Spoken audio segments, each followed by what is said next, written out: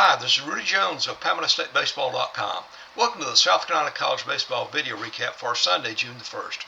There are only two games involving state teams played on Sunday, and of course, they were in the NCAA Division I tournament in the regional round. Down at Conway, Coastal Carolina beats East Carolina 1-0 in a dandy pitcher's duel to win the regional and advance to the super regional round next weekend. The game was scoreless until the 8th inning, bottom of the 8th. Wells Sykes led off the 8th with a single. He moved to second with a good hustling move on a fly out to center field. Then he took third on a wild pitch and scored when Sebastian Alexander flied out to center field. Dominic Carbone came in, pitched the 9th inning and retired the Pirates to close out the win for Coastal, which has won 21 straight games now. They're 51-11. Riley Alkoff went the first 7 1/3 innings for the Chanticleers, allowed 5 hits, walked 3, and struck out 5. Carbone struck out 3 in inning and 2/3, retired all 5 batters he faced. Sykes had 2 hits for the Chanticleers. He was 5 for 11 in the regional. Alexander had a double for the only base hit for the extra base hit for the Chanticleers. Each team had 5 hits. Earlier Sunday, East Carolina had defeated Florida 11-4 to advance to that Sunday night game. Florida coach Kevin Sullivan was chastised by some folks. He was criticized on social media for apparently complaining about the game start being moved back an hour from what it was originally supposed to be. And after the Coastal Carolina game, Chanticleers coach Kevin Schnall, and hey, how about the job he's done in his first year as head coach, huh? But he used part of his press conference to, he didn't call him out by name, but everyone knew who he was talking about, to criticize Sullivan for the way he treated the site representative for the NCAA, the assistant AD for Coastal, and the Coastal Carolina grounds crew. So I don't know if Kevin Sullivan's going to get any invitations to come back to speak at Coastal anytime soon. But the Chanticleers get the last laugh. They win. They head on to play the winner of the Auburn Regional. Auburn's playing NC State tonight. If the Tigers should win that game, they will advance to be the host. If by some if for some reason NC State comes back to win tonight and wins again on Monday, then the Super Regional round would be played at Coastal. I know Coastal would love to hear that. But anyway, great win for Coastal, 1-0 over East Carolina. How about up at Clemson? Not quite as good results for the Tigers. They get beat by Kentucky 16-4. Clemson scores 2 runs in the first inning, but Kentucky comes right back and scores 2 runs in the bottom of the inning. Wildcats are the visiting team, or home team for that. Clemson committed 7 errors. They had a wild pitch. They had 3 walks. They hit 3 batters, and there was a passed ball involved as well. Kentucky had 11 runs. I believe it was they scored 11 runs between the 3rd and 4th innings to take control. And from there, it was pretty much just playing out the string. Jaron Purify was 4 for 4 with for the Tigers. He scored a run. And Cam Canarella, who quite likely played his final game with the Tigers, he'll almost certainly be drafted in a high round for the Major League Draft. He extended his hitting streak to 22 games and got a nice standing ovation from the fans at Doug Kingsmore Stadium as he had his last at-bat. They also applauded some of the other Tigers who were playing their last at-bat as well. But Canarella, he was just special. I can't believe he didn't make first team All-ACC, but it is what it is. In the regional championship game on Sunday night, West Virginia got behind by 5 runs twice, rallied to take the lead both times, and the second time they held on to eliminate Kentucky by a score of 13-12. Kentucky was up 6-1 early. West Virginia scored 6 runs to go up 7-6.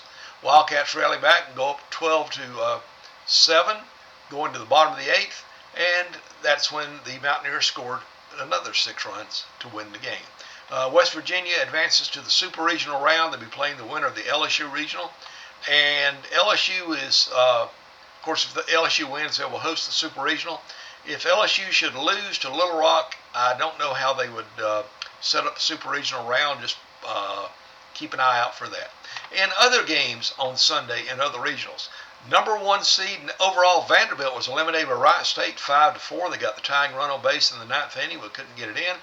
And sad to say, that'll be the last we'll hear of Vandy Whistler for a few months.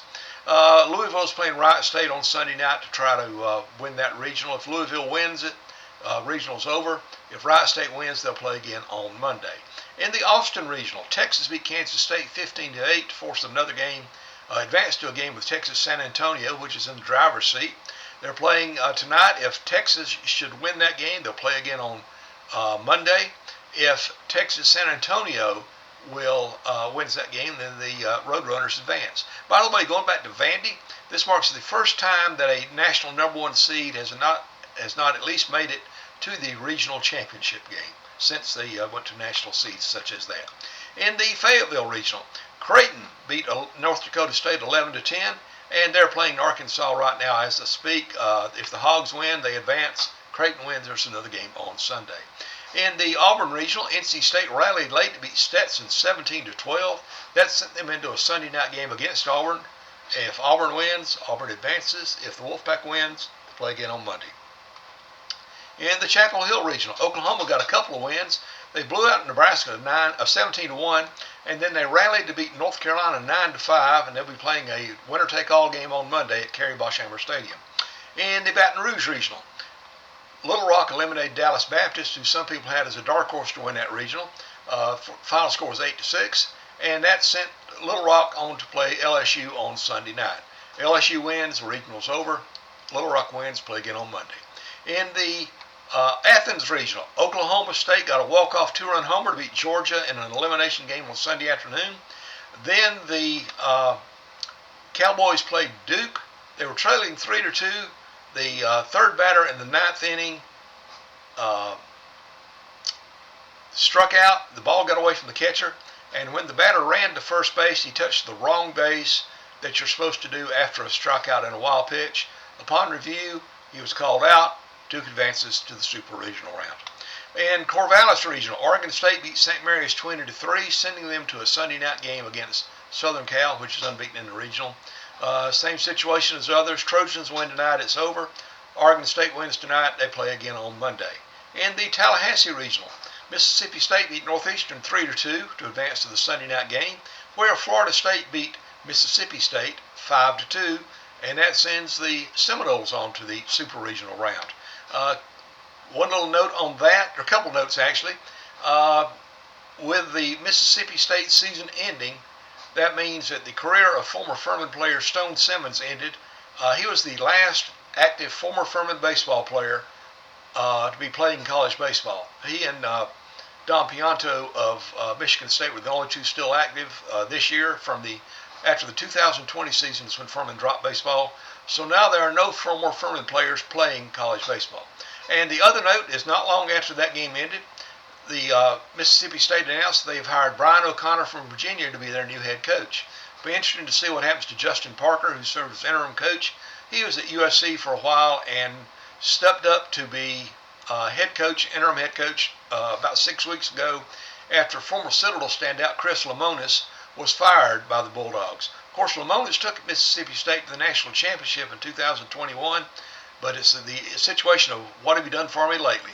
They take baseball seriously down in Stark Vegas, and they had not fared well in SEC play much since the national championship.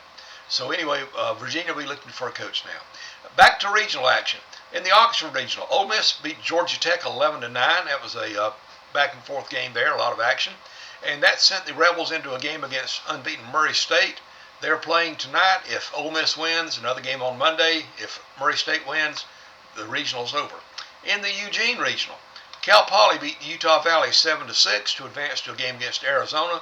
Arizona's the unbeaten team, needs one win. Cal Poly will need two. In the Knoxville Regional, Wake Forest won a pair of games, 10-3 over Cincinnati in the elimination game. Then they got a walk-off win over Tennessee in the with I believe it was a hit batsman to win 7-6, and they'll force a winner-take-all game on Monday up in Knoxville, Lindsey Nelson Stadium. In the Los Angeles Regional, UC Irvine beat Arizona State 11-6, and that sent the Anteaters on to play unbeaten UCLA later tonight. Of course, UCLA wins, it's over. Irvine wins, they play again on Monday.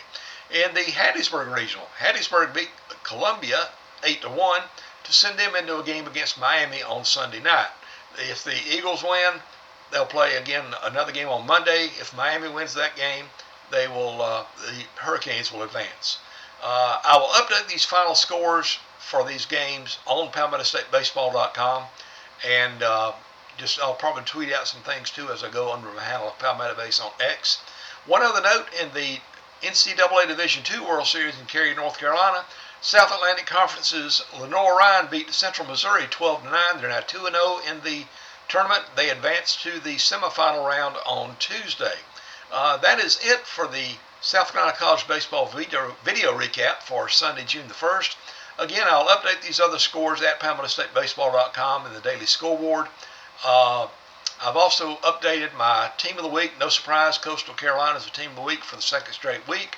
And I updated the records for my team rankings. There were no movement up or down on any of the rankings involving the state teams. Check out the transfers page on PalmettoStateBaseball.com. There are a few more names that went in the transfer portal today. Tyler Pitzer from South Carolina, former USC prospect. I can't think of his first name. Last name is Buchanan. I apologize. Xander Buchanan, I'm sorry.